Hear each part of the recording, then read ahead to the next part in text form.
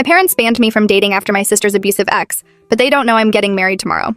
My parents established exactly one rule after what happened to my sister Violet. No dating, no relationships, no romantic involvement of any kind until I turned 25, or they'd cut off all financial support and I'd be on my own. They didn't make this rule because they were controlling or religious. They made it because they'd watched Violet's boyfriend Derek systematically destroy her over 3 years, isolating her from friends, convincing her she was worthless, and finally putting her in the hospital with a fractured skull when she tried to leave. She was 22 when it started, the same age I am now. My parents couldn't protect Violet because they didn't see the signs until it was too late, so they decided to protect me by eliminating the possibility entirely. No dating meant no chance of choosing wrong. Simple math in their traumatized minds. The problem was that I'd already met Asher 6 months before they implemented the rule. We were lab partners in organic chemistry, and he had this way of explaining complex molecules like he was telling stories about tiny characters going on adventures. He made me laugh during the most stressful semester of my pre-med track, and somewhere between bonding over failed titrations and celebrating our first successful synthesis, I'd fallen completely in love with him. When my parents announced the new rule 3 weeks after Violet got out of the hospital, Asher and I had already been secretly dating for 2 months. I went home that night and cried in his apartment, convinced we'd have to break up because I couldn't survive without my parents' help paying for medical school.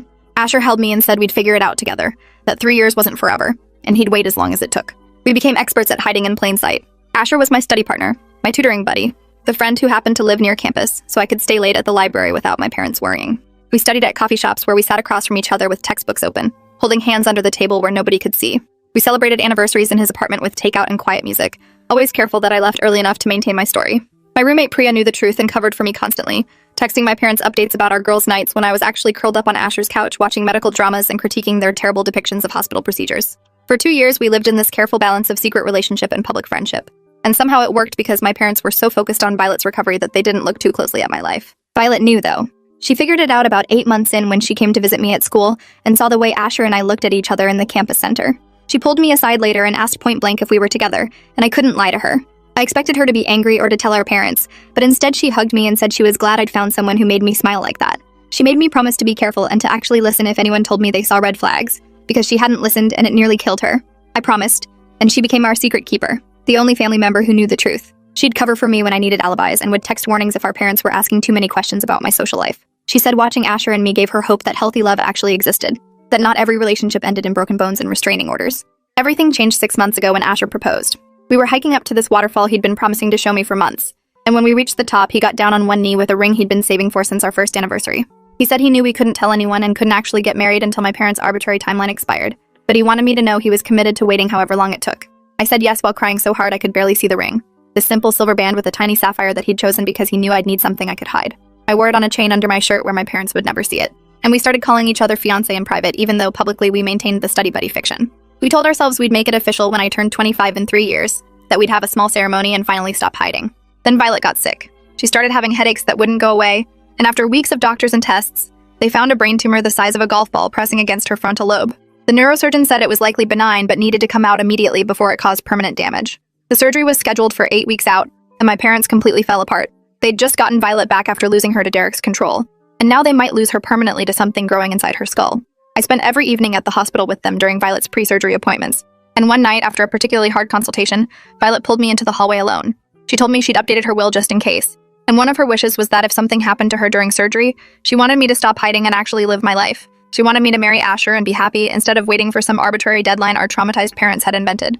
I told her nothing was going to happen, that the surgeon had said the success rate was like 97%, but she grabbed my hand hard and made me promise anyway. She said she'd spent 3 years of her life trapped with someone who made her miserable, and she wasn't going to let me waste 3 more years hiding someone who made me happy. I promised, even though the idea of her not being okay made me feel sick. The surgery was scheduled for a Monday morning in November, and they said she'd be in recovery for about 6 hours before we could see her. My parents took time off work and basically moved into the hospital waiting room.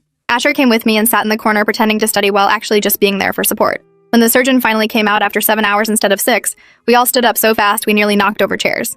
He said the tumor had been more complicated than the scans showed, wrapped around blood vessels in ways that made removal difficult. But they'd gotten it all and Violet was stable.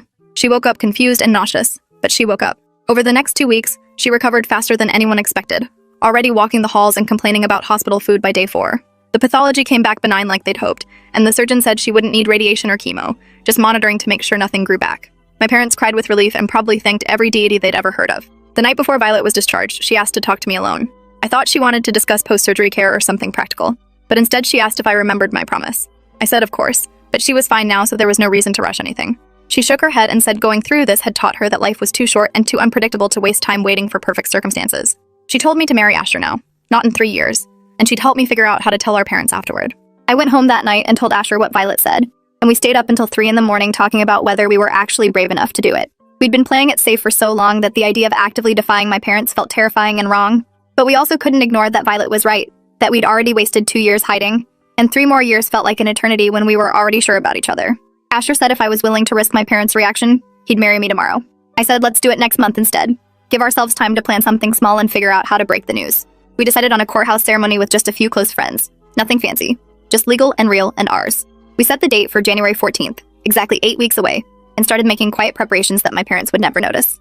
Priya helped me shop for a dress during winter break, something simple and cream-colored that I could wear again so it wouldn't be suspicious sitting in my closet.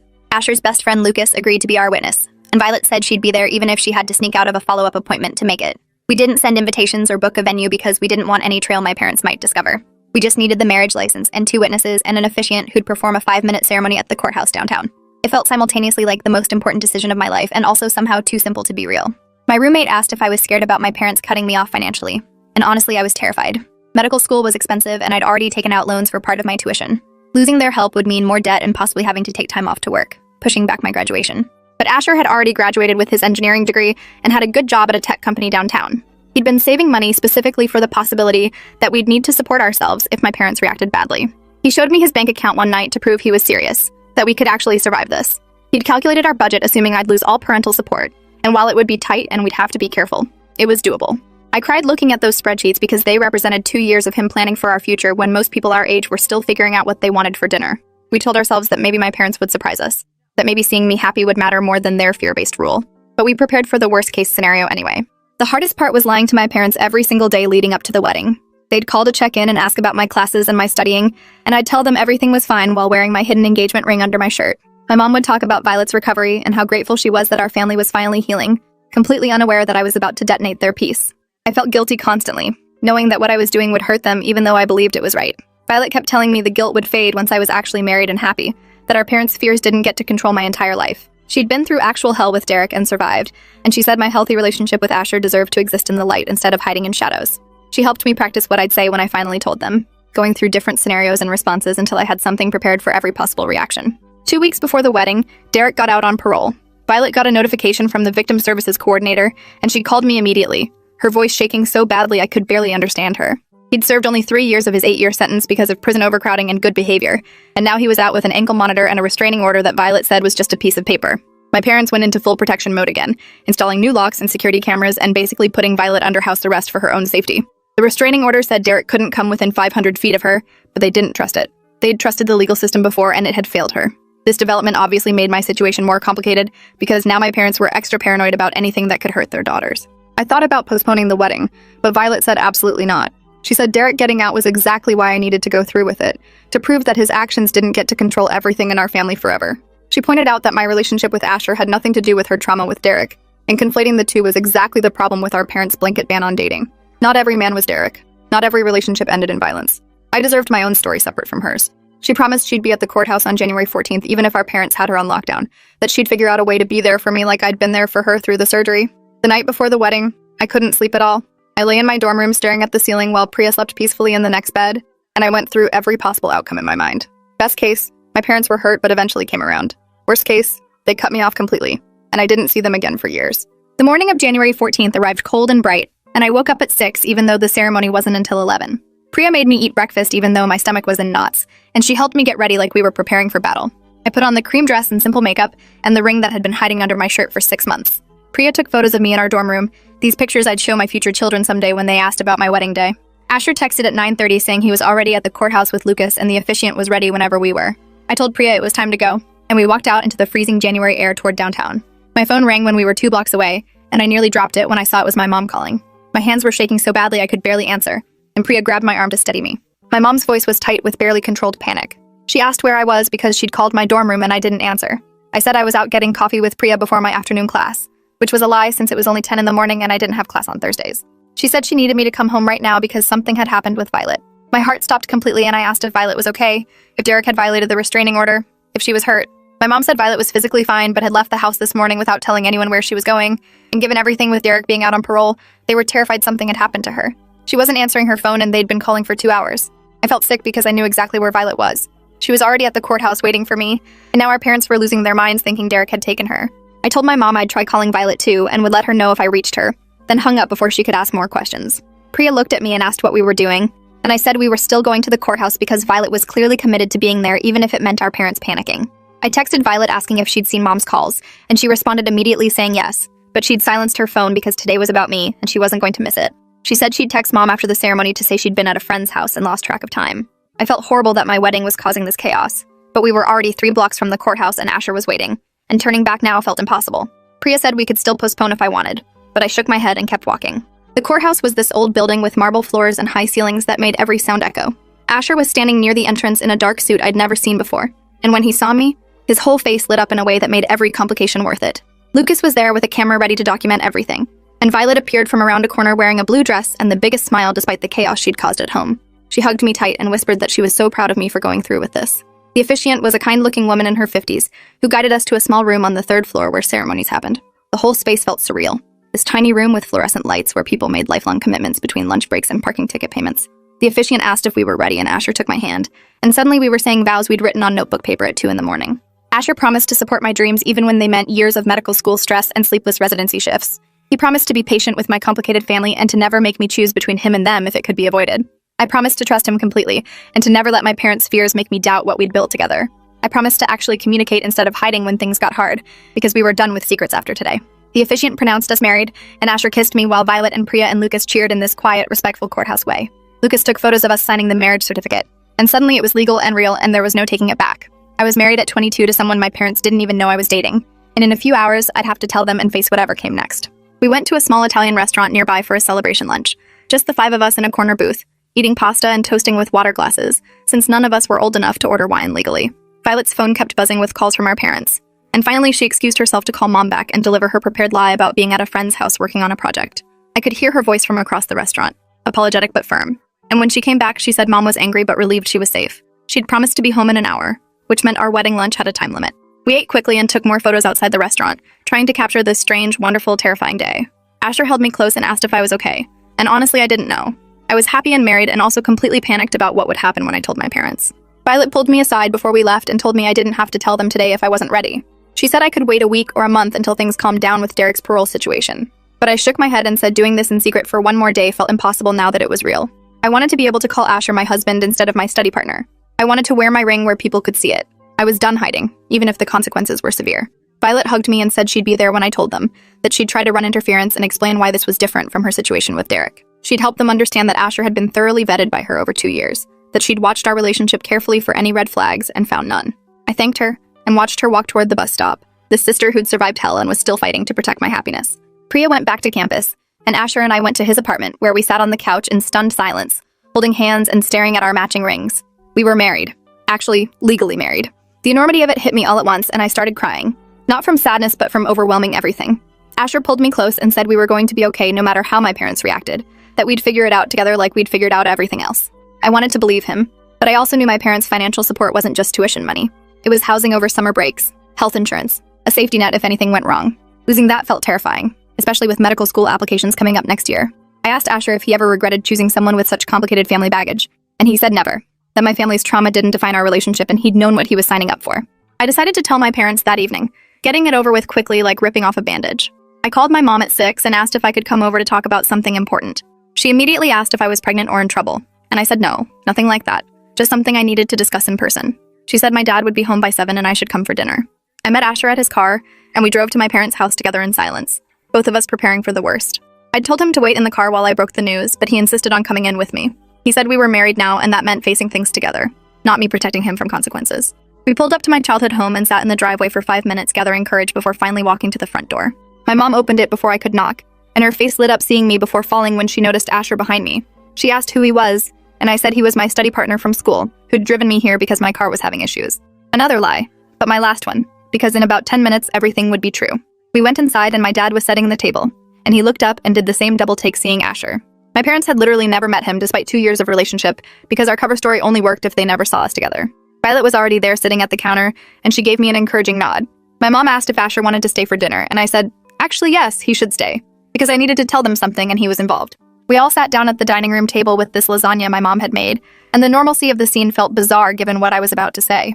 My dad asked how school was going and I said fine, then took a deep breath and told them I needed to confess something I'd been hiding. My mom's face immediately tensed, and she glanced at Violet like she thought this was about Derek somehow. I said it wasn't about Violet or Derek or anything dangerous, but they weren't going to be happy about it. I pulled the chain out from under my shirt and showed them the ring I'd been hiding for 6 months, and both my parents stared at it without comprehension. I said Asher and I had been dating for 2.5 years, that we'd met before they implemented the no dating rule, and had continued seeing each other in secret because I couldn't give up either him or their support for medical school. The silence that followed was suffocating. My dad asked if I was joking, and I said no, completely serious. My mom looked at Asher like he was a stranger who'd broken into her house, which I guess in her mind he kind of was. She asked how I could be so selfish and reckless after everything they'd been through with Violet, and I felt my face get hot with shame and anger. I said I understood their fear, but Asher wasn't Derek, that lumping all men together because of one terrible person was unfair and unhealthy. Violet spoke up and said she'd known about the relationship for 2 years and had been watching carefully for any warning signs, that Asher had treated me with nothing but respect and kindness the entire time. My dad stood up from the table so fast his chair nearly tipped over. He said I'd betrayed their trust and broken the one rule they'd established to keep me safe, and there would be consequences. I said I knew about the consequences, but I needed them to understand something first. I pulled out my phone and showed them photos from the past 2 years. Asher and me studying at coffee shops, him helping me move into my dorm, us volunteering together at the free clinic downtown. Violet had secretly taken some of them, documenting a relationship my parents never knew existed. I showed them texts from Asher checking on me during midterms, bringing me food when I was too stressed to eat, staying up late to help me study for the MCAT. I showed them the spreadsheet he'd made calculating how we'd survive if they cut me off financially. My mom was crying now, and I couldn't tell if it was from anger or something else.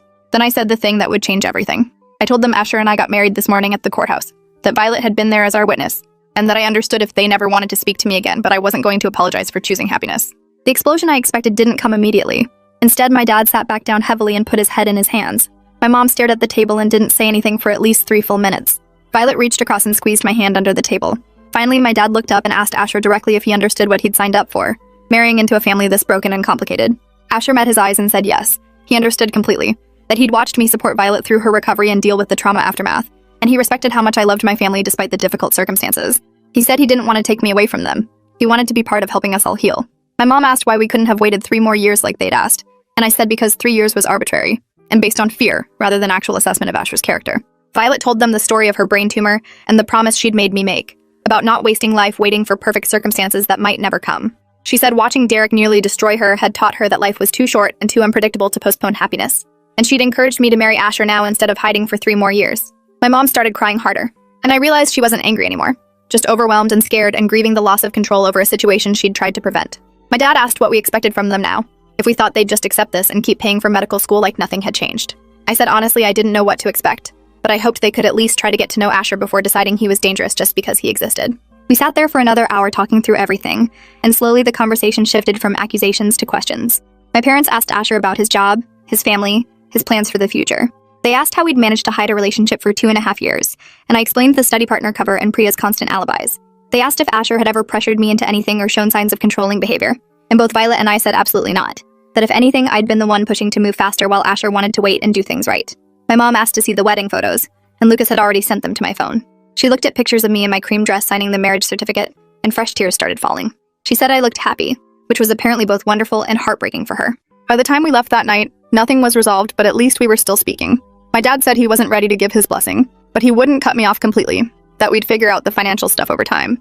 My mom hugged me goodbye and whispered that she was trying to understand, and I whispered back that I knew this was hard and I was sorry for the secrecy. Asher shook both their hands and promised to take care of me, which felt weirdly traditional given the circumstances.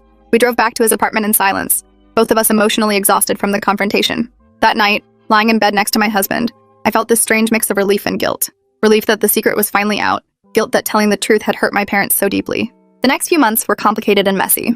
My parents agreed to meet with Asher and me once a week for dinner, getting to know him slowly and learning to trust him. Violet became our biggest advocate, constantly pointing out the differences between Asher's respectful behavior and Derek's controlling manipulation. My mom started therapy to process her trauma from Violet's relationship, and she admitted one night that she'd been trying to prevent the wrong thing. She couldn't prevent me from getting hurt, only from living. My dad took longer to come around, but gradually I'd catch him laughing at Asher's jokes or asking his advice about tech problems at work. 6 months after the courthouse ceremony, we had a small reception in my parents' backyard with extended family who hadn't even known I was dating anyone. My mom cried through the whole thing, But this time, they were happy tears. Medical school applications happened that fall, and Asher sat with me through every essay and interview prep session. I got accepted to 3 programs, and we chose the one closest to both our families because maintaining those relationships mattered to both of us. My parents helped with tuition like they'd promised, and my dad admitted he was impressed with how seriously Asher took his commitment to supporting my career. Violet started dating again for the first time since Derek, someone kind and patient who understood her trauma and never pushed her boundaries. She said watching my relationship with Asher had given her hope that healthy love existed, that not everyone would hurt her the way Derek had. Derek violated his parole 8 months after getting out and went back to prison for another 5 years, which gave all of us some breathing room. Looking back now, I don't regret getting married at 22 despite my parents' rule. Was it harder than waiting would have been? Absolutely. Did it cause pain and conflict that might have been avoided? Definitely. But it also forced necessary conversations about fear and control and healing that our family needed to have anyway. My parents' blanket ban on dating hadn't actually kept me safe, it had just taught me to hide and lie, which is arguably more dangerous than being open about relationships where warning signs could be spotted early. Violet says my rebellion gave her permission to start living again instead of letting Derek's abuse define her forever. She's planning her own wedding now to her kind, patient boyfriend, and my parents are genuinely happy for her instead of terrified. The week of our first anniversary, Asher surprised me with a proper honeymoon since we'd skipped it the first time around. We went to this small beach town where we could finally be publicly married without worrying about who might see us. We walked on the beach wearing our rings in full view, and the freedom of it felt incredible after years of hiding. My parents sent us a card congratulating us on 1 year of marriage, which felt like final acceptance after all the struggle. My mom had written inside that she was proud of me for fighting for my happiness even when it scared her, and that she was grateful I'd found someone who treated me with the respect I deserved. My dad had added that Asher had proven himself to be exactly the kind of partner they'd hoped I'd find someday, just sooner than they'd expected. Telling this story now feels surreal because I remember so clearly how terrified I was the morning of the wedding, how convinced I was that my parents would never forgive me. The reality ended up being more complicated than I'd imagined, but also more hopeful. They didn't forgive me immediately, but they also didn't abandon me. They struggled and asked questions and slowly learned to trust again. Violet's recovery played a huge role because watching her heal while Derek rotted in prison proved that trauma doesn't have to define you forever. My parents had been so focused on preventing future pain that they'd forgotten people also need permission to pursue joy. Getting married at 22 wasn't reckless or selfish like my dad first claimed. It was just choosing to start my life instead of waiting for someone else's timeline to allow it. And that's today's story. Thanks for listening. It really means a lot to know you're on the other side of the screen. I hope it brought a smile or two. Subscribe if you'd like to keep building these moments together.